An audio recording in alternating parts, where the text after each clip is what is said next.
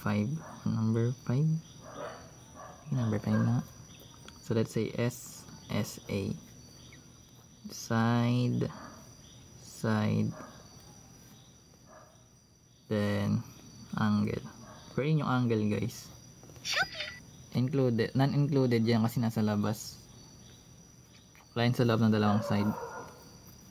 So ibig sabihin, kung meron tayong side A, let's say 6, then side B, let's say 8, and meron tayong let's say angle A, which is 35.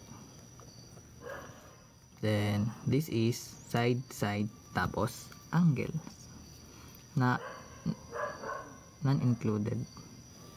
So pwede mo i-drawing. Ang ganda kasi pag drawing. So A, B, tsaka C. Then meron tayong A, which is 6. Then yung B natin 8. Then yung A natin guys, nandito yun, yung angle, that is 35. So ganyan yung tsura nya. So ayun, gagamitin mo pag ganito yung given. Sine law or cosine law. So basically guys, kung ang hinahanap naman is angle B, gagamitin mo dyan sine law, kasi dito yung B natin, di ba?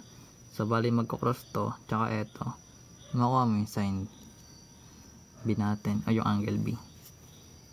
So sine law gagamitin. So magkakaroon tayo ng A over yung sine A equals yung B over sine B. So same process yan. So copy mo lang yung A, which is 6. Then yung sine natin, yung A natin is 35, equals yung B, which is 8. Then wala tayong sine B. Then cross multiply lang. So bali magkakaroon ka ng 6 sine B, which is equals to 8 sine 35. Then divide lang natin muna by 6 para makuha natin yung sine B, equals to 8 sine 35 over 6. So we are looking for angle B, not sine B. So kailangan natin makuha yung angle B. Gagamit tayo ng arc sine or sine inverse sine netong 8 sine 35 over 6 natin. So bali ganting kakalabasan para makuha mo yung B. Do wala naman akong calcu at ayoko mag-compute.